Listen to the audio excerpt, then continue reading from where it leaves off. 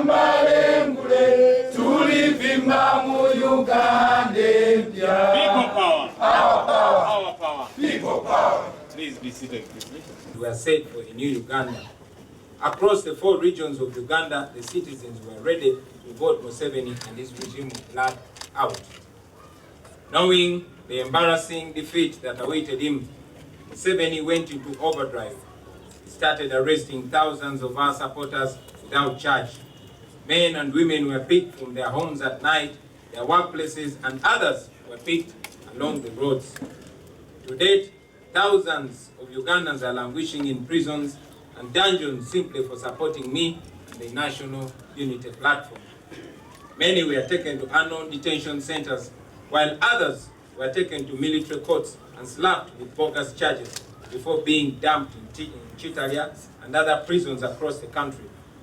Those who have been lucky to return alive have spoken of being subjected to unspeakable torture and brutality. It is now clear, ladies and gentlemen, and to the world, it is very clear that Museveni is much worse than Idi Amin, who he normally castigates. He maintains torture chambers, dark rooms whose walls are painted with the blood of our people. From the testimonies of a few Ugandans who have come out of these dungeons alive, these torture chambers are located in Buya, in Kalangala, in Tebe, Chengera, Machindye, Masindi, Nakasongola, and many other places in Uganda. While in those torture chambers, some of our supporters have had their eyes blacked out, their fingernails blacked out, their limbs broken, and their manhoods shattered. Some of our female supporters have actually been raped. I repeat, some of our female supporters have been raped. Advanced torture techniques are being practiced in Uganda by the Museveni dictatorship, including waterboarding and electrocution during interrogation. Almost all arrested citizens are immediately injected with substances whose long-term effects on them are unknown yet. Some have taken long to regain their full conscience. All comrades who have been freed have reported that their captors tortured them while asking them why they support Bobi Wine, what Bobi Wine's plan B is, where Bobi Wine gets funds from, etc., etc. Some of these comrades are very emotionally and psychologically disturbed, having seen the atrocities committed by the security personnel here in Uganda. They are psychologically haunted. As the victims have narrated, ladies and gentlemen, most of these security operatives commit these unspeakable acts while covering their faces in dark masks. On the 18th and 19th of November last year, Museveni did the unthinkable. On his orders, more than 100 of our citizens in Uganda were shot and killed in cold blood. Majority of these were ordinary citizens going about their businesses. Many were shot by armed gangs not in police or military uniform. What Museveni responded? He came out, chest thumping, and congratulated his boys for a job well done. And up to date, nobody has been held accountable for these crimes against humanity. Just like in the murders of Yasin Kauma, Rita Nabukenya, Hassan Waliendo, Yasin Kauma, Frank Senteza, and many others. The regime silenced the families of the victims.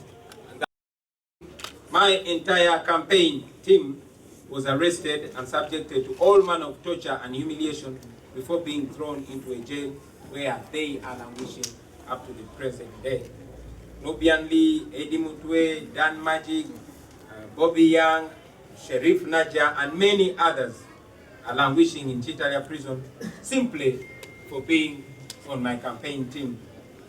A few days ago, I had the opportunity of visiting those that are in Chitalia government prison, and they spoke of how they were subjected to unimaginable humiliation and torture while at Kasaja Girwa military prison in Masaka.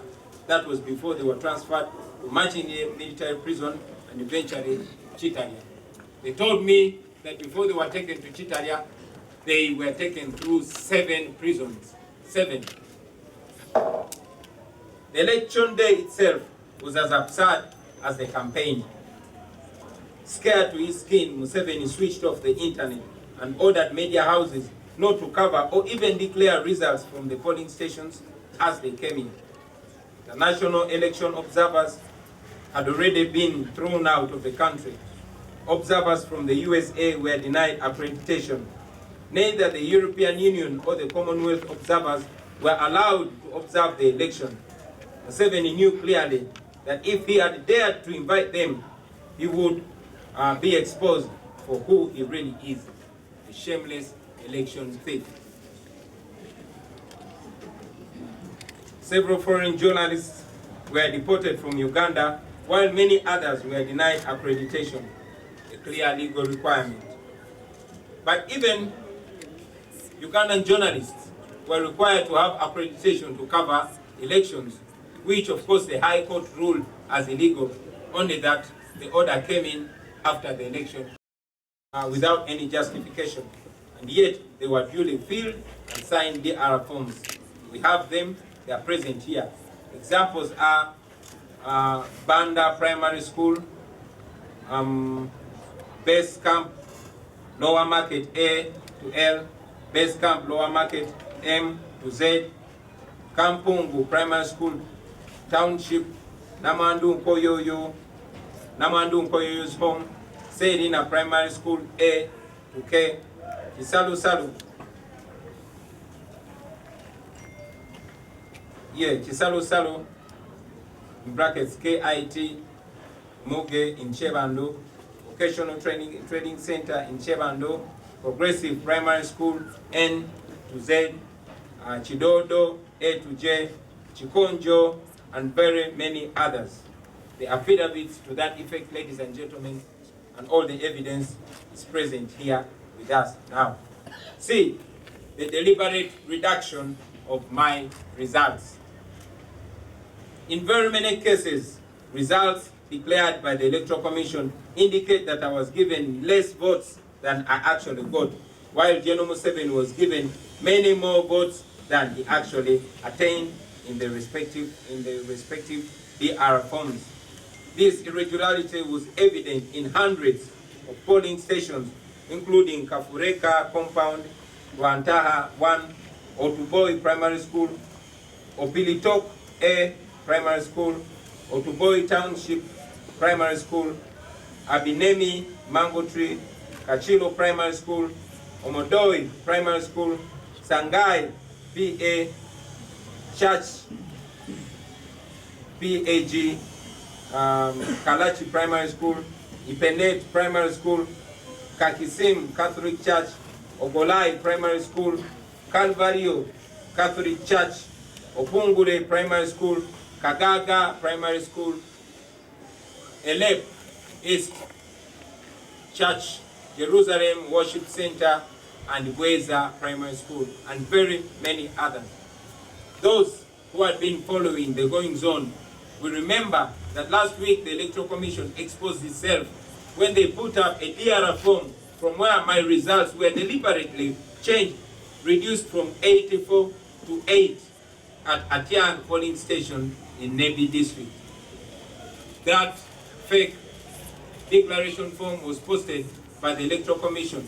But here with us today we have the original DR form, and this outright theft is very clear, ladies and gentlemen. D, the deliberate increase of General Museveni's results.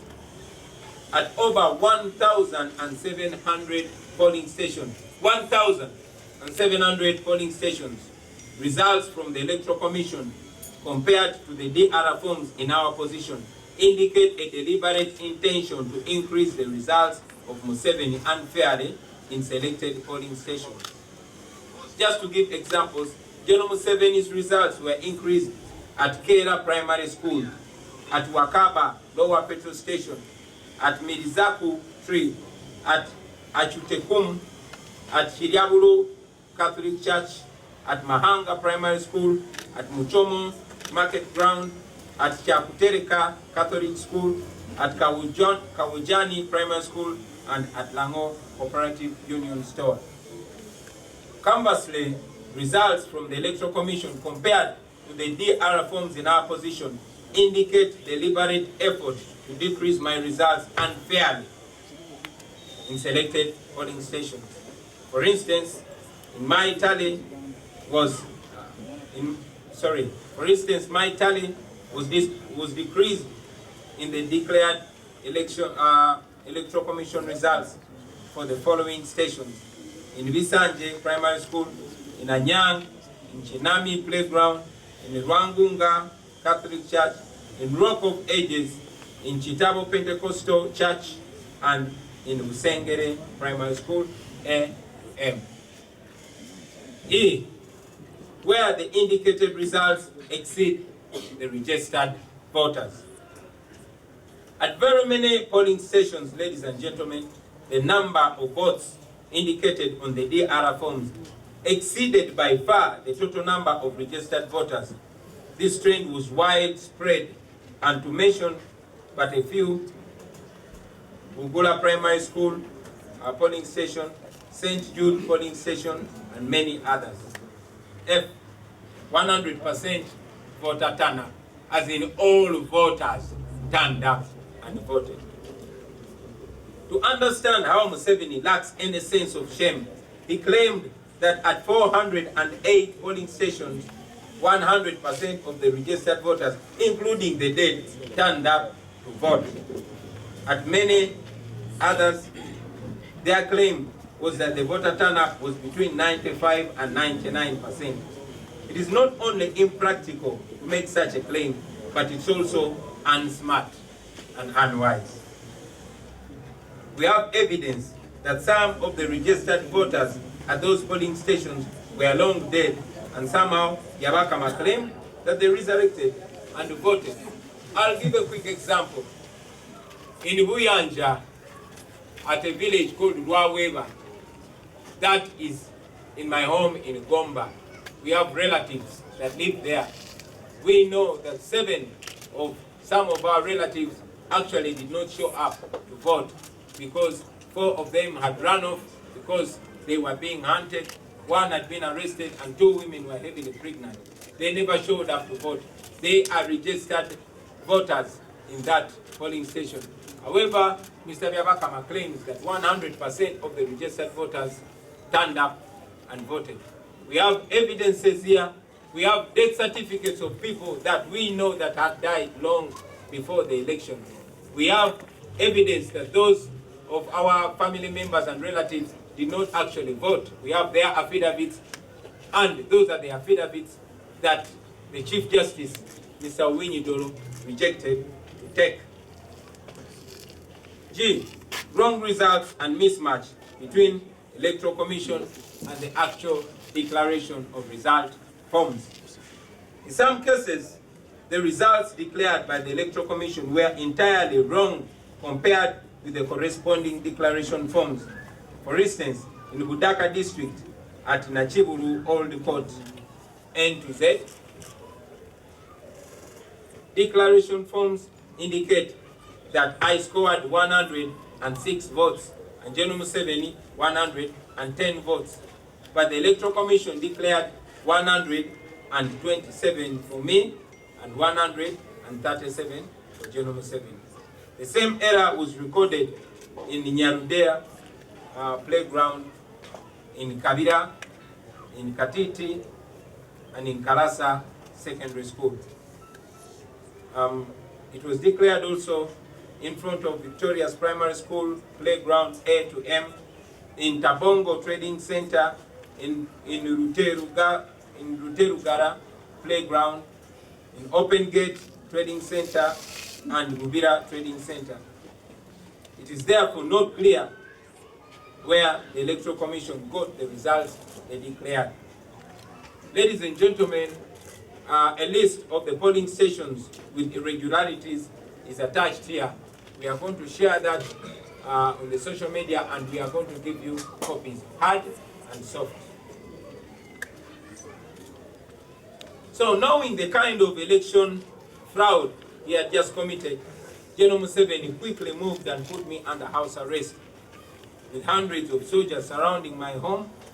And you all remember, this office, our head office, was surrounded.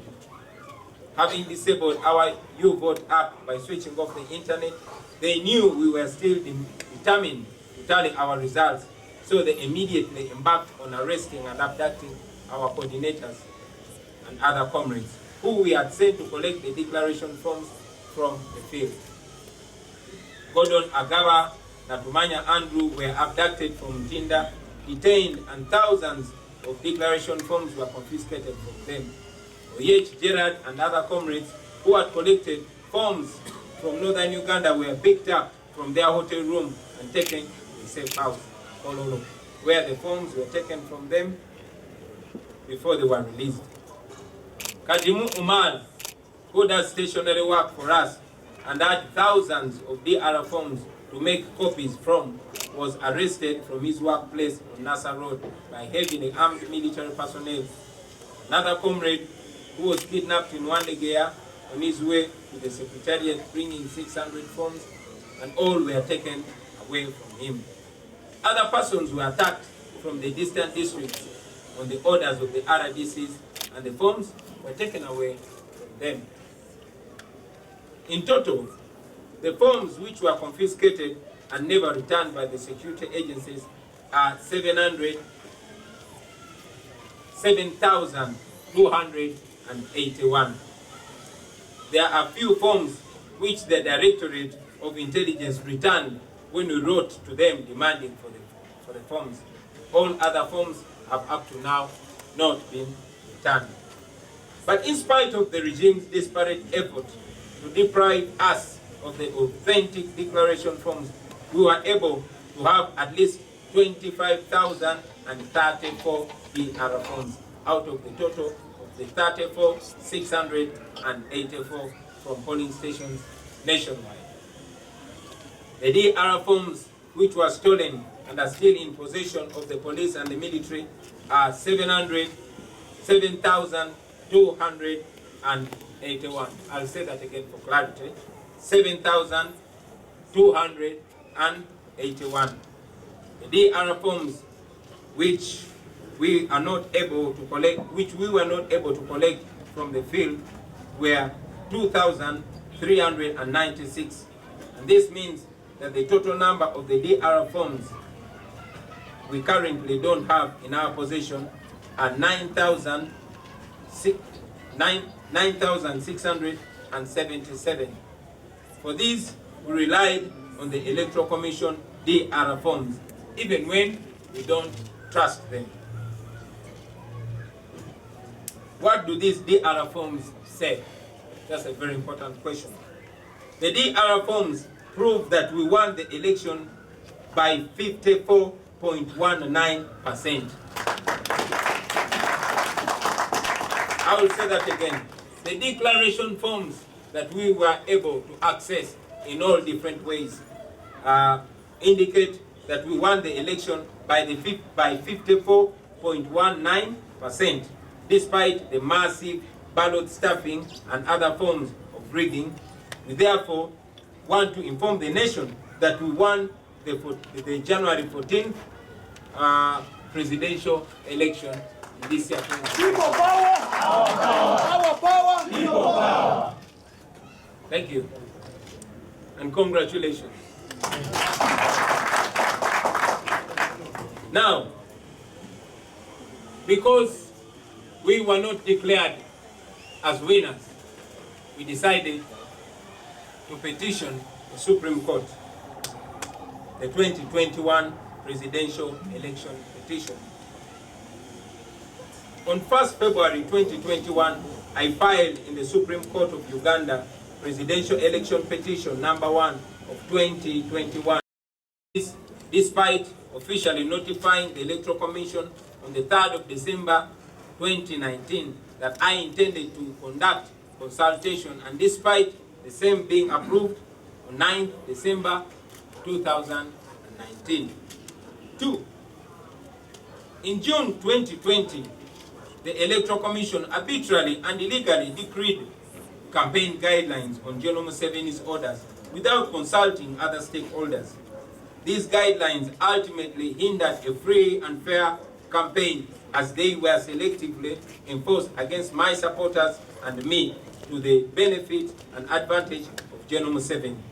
The RDCs, as well as police officers and military officers, among other state actors, systematically blocked me from holding campaign meetings in over 60% of Uganda's districts, and blocking me completely from even stepping foot in at least 30% of the districts. On 13th January 2021, Uganda Communications Commission, ostensibly acting on the orders of the National Security Council, which General Museveni chairs, ordered the service providers to switch off access to the internet and later mobile money services shortly before, during, and after the day of the election, thereby impeding free flow of information among the voters, as well as frustrating efforts to facilitate my polling agents. The Electoral Commission acted without transparency when it announced and declared provisional results of the 2021 presidential elections without declaration forms from the relevant polling stations and tally sheets from the relevant district returning officers, contrary to the law, in a manner that cast doubt in the source and authenticity of the results. The final results later declared by the Electoral Commission were based on tally sheets and DR forms bearing dates reading 18th January 2021, 4 days later than when they ought to have been conclusively heard. At all material times while reading the provisional results, the National Tally Center was swarmed by Museveni's SFC presidential guards who wore Electoral Commission t-shirts and caps to disguise themselves. And they stood next to Mr. Byabakama, the Electoral Commission chairperson, as he read the results. You all saw that. You even saw him stammering. B. General Museveni was not qualified to contest for the presidential office. I say that again. General Museveni was not qualified to contest for the presidential seat. Section 4B of the Presidential Election Act of 2005, as amended, disqualifies from the election for president a person holding or acting in an office, the functions of which involve a responsibility for in connection with the conduct of an election. At the time of his nomination, General Museveni was holding the offices of head of state, head of government, commander-in-chief, and chairperson of the National Security Council, which offices are required by law to ensure the equal protection of presidential candidates as well as adequate provision of security at the presidential candidates' campaign meetings. As the nation witnessed, ladies and gentlemen, General Museveni instead used these offices to perpetuate unmitigated and unhindered terror against me, my agents, the campaign team members, my supporters, before, during, and after the presidential campaigns and presidential election. C. General Museveni and or his agents / supporters on his orders and / or with his knowledge and approval committed several illegal practices and other electoral offenses. RDCs, the resident district commissioners across Uganda, such as Darius Nandinda of Kabale and Nakamya Harriet of Rubirizi, as well as police and military officers led by General Museveni's SFC guards, destroyed my campaign posters and replaced them with those of General Museveni. In one video shot between 18th and 19th of November 2020, armed security operatives can be seen chasing and later shooting down a man who was running while carrying my campaign banner. That young man died. Nobody has ever been held accountable for his murder. During the election period, General Museveni and or his agents, with this knowledge and approval, bribed several former supporters of mine or members of my party, including Jasper Hebare, Angalia Godwin, and so on, with money, with jobs, and with other gifts, including cars. And this was to influence them to vote for him instead of voting for me. He also gave 300,000 to each of Uganda's 70,626 village local council committees for distribution in the villages to bribe voters. This was done countrywide. There was massive scale bribery. On more than 80% of the days I conducted campaigns, including on the 13th, the 15th, the 18th, the 19th, and the 25th of November 2020. And on the 1st, and the 6th, and the 10th, the 11th, the 24th, the 27th, and on the 30th of December 2020, military and police officers violently humiliated, maimed, inflicted grievous bodily harm and excruciating pain onto me, my campaign team, and my supporters. On several dates, particularly the 18th and 19th in November 2020, and on the 27th of November, during the campaign period, police and military officers murdered more than 100 people suspected of supporting me. And members of my campaign team, such as Frank Senteza Kalibala, who was deliberately knocked down and killed by a military truck. Shortly before and on voting day, police and military officers in several parts of the country arrested my agents, confiscated their appointment letters, facilitation and logistics, which frustrated my ability to efficiently monitor and supervise the election process. Probably you would have 100% of the DR forms here. This happened, for instance, on the 12th of January 2021, when my agent, Mr. Haman Ainebiona, was brutally arrested, and this was on camera, from Sun City Hotel in Lira, where he had gone to distribute appointment letters for my polling day agents, and he was detained at Lira police station for several days. On 14th January, police in Obongi district beat and arrested my supervisor, Daula Arthur, as he protested the electoral malpractices by General Museveni's agents. Unfortunately, on the 5th of February 2021, the Supreme Court blocked me from amending the petition to add the ground that General Museveni was actually not qualified for election as president. And later, on the 15th of February 2021, they refused to receive around 200 affidavits containing critical evidence upon which we would have based to prove our case against General Museveni and his conspirators in the Supreme Court of Uganda. In both the cited instances, the Supreme Court acted as de facto respondent in the petition rather than the arbiter of justice, when it conveniently relied on technicalities to reject our evidence without any prior objection to the evidence by General Museveni and his co-respondents, and without first according me as the petitioner an opportunity to be heard. They did that.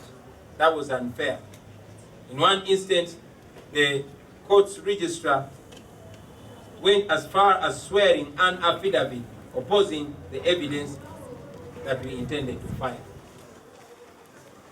In my opinion, the court demonstrated bias against me in several incidents, such as when it blocked me from filing the petition on a Saturday, that was 30th January 2021, but it allowed General Museveni to file his defense on a Saturday on 6th February 2021. Through its actions on the 5th and on the 15th of February 2021, when Chief Justice Alphonse Owiny-Dollo met and made material requests to General Museveni on the 5th, on the 10th, and on the 16th of February, as if to imply that the petition had already been determined in General Museveni's favor. And later, during the court's proceedings, that was on the 19th of February 2021, Chief Justice Owiny-Dollo scornfully implored me to apply Plan B if I had no confidence in the court of law, among other incidents. Accordingly, when it became evident that the Supreme Court was not handling the petition with the dictates of justice, equity, and impartiality and fairness as required by the Judicial Code required by the Judicial Code of Conduct and by the law, I was left with no option but to withdraw from the Supreme Court. Mr. Byabakama and his 6 commissioners had suffocated the voice of the people of Uganda, and here was the Chief Justice, Alfonso Owiny-Dollo, also mocking the people of Uganda. All these individuals, ladies and gentlemen, hold their offices in trust of the people of Uganda, because by law they're supposed to be serving the people of Uganda, but they decided to betray that trust and decided to work for the one that appointed them, that is General Museveni. So, ladies and gentlemen, fellow Ugandans, today I am here to announce once again to all of you here and those watching us from afar that we are on our own. We have brought the case back to the court of the people, and the people of Uganda must now sit and pass judgment in this matter. People power, power, power, people power. I will remind you that in 1980, that is 40 years ago, General Museveni took part in an election which he lost miserably. He was not the second, neither was he the third. He claimed that the election had been rigged and took our people to the bush to fight and reclaim the victory. Hundreds of our people died, mothers, fathers, uncles, grandfathers, grandmothers, etc. All these people died in pursuit for a better country, for the rule of law, for real democracy. But what has Museveni done? He has betrayed the blood of our people and done many times worse than the regime that he castigated for rigging elections. Ugandans must now rise to the occasion and resist Museveni and his regime of blood. As we've been saying, our strategy is non-violent and lawful. I will say it again for clarity. Our strategy is non-violent and it is lawful. We shall not hold guns like Museveni did. Ours is going to be peaceful but very, very, very assertive. However, our philosophy also stands firm that people power is stronger than the people in power. Article 3 of our country's constitution empowers the citizens of Uganda to do all in their power to restore the constitutional order once it has been usurped, just like it has been done under the Museveni regime.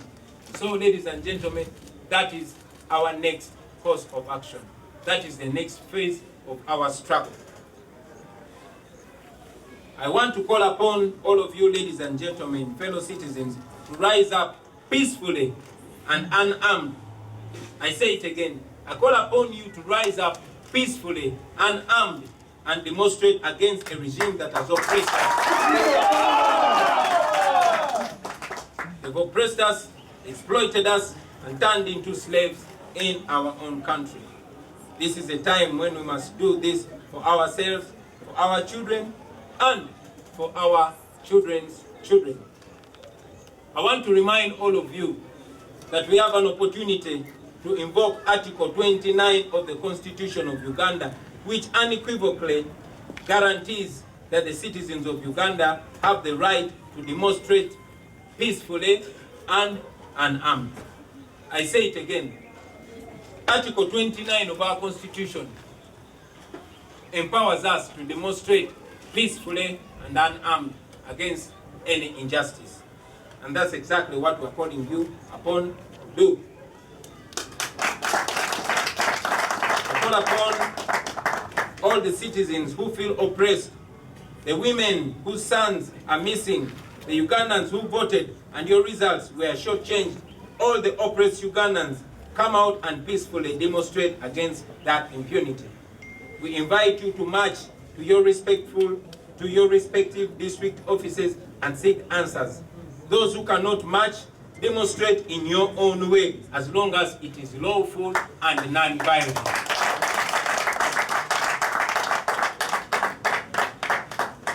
I make this call to all Ugandans in the diaspora as well. I appreciate those of you that have already risen up in defense of Uganda's democratic rights. I've seen quite a number of fellow Ugandans in the diaspora demonstrating peacefully. We can pick a leaf, ladies and gentlemen, and do the same right here at home. We are protesting, ladies and gentlemen, for clarity. We are protesting with 4 demands. Number 1, as we indicated that we actually won the 2021 presidential election, Museveni declared himself president. We demand that he returns the victory of the people of Uganda. If he says that he indeed won this election, there must be audits. There must be an audit to this election. It must be overseen by an independent body. Election audits have been used in other countries, including Sierra Leone, Haiti, and Afghanistan. In Sierra Leone, you remember it was in 2007. In Haiti, it was in 2010. And in Afghanistan, it was in 2009 and 2014, among others. Secondly, we demand that General Museveni immediately puts an end to the abduction and kidnap of our people who are taken away after death. We demand that the security agencies return our people. We want those that have been abducted returned. Those that are being held incommunicado, those that are being held in torture chambers and dungeons, we want them freed unconditionally.